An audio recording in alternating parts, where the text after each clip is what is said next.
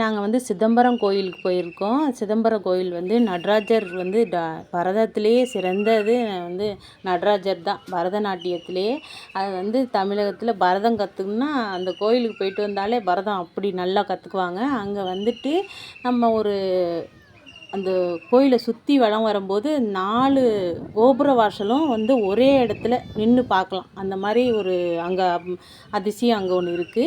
அதுக்கப்புறம் அங்கே போயிட்டு வந்து காலை எடுத்து வச்சுட்டு வந்தாலும் நம்ம கஷ்டம் எல்லாமே தீர்ந்துடும். அவ்வளோ நன்மை நல்லா இருப்பாங்க. நல்லா சூப்பராக இருக்கும் குடும்பம்.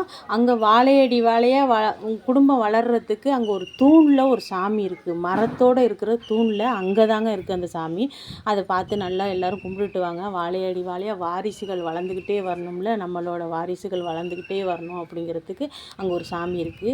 கோர தாண்டவம் ஆடி அவ்வளோ ஒரு நடராஜர் சிலை வந்து அவ்வளோ அபூர்வமான டான்ஸ் ஆடி அவ்வளோ அழகாக இருக்குது. அந்த சிற்பம்லாம் அவ்வளோ சூப்பராக இருக்குங்க. சிலையெல்லாம் தூண்லாம் அவ்வளோ அருமையாக இருக்குது. பார்க்குறதுக்கே அவ்வளோ ஆசையாக இருந்துச்சு. வீடியோலாம் எடுக்கக்கூடாது உள்ளார போனால், அதனால் வந்து பார்த்துட்டு வந்துட்டு வெளியில் மட்டும் நான் வந்து வீடியோ எடுத்தேன். அவ்வளோ சூப்பராக இருக்குது. நீங்களும் போயிட்டு வாங்க அந்த கோயிலுக்கு.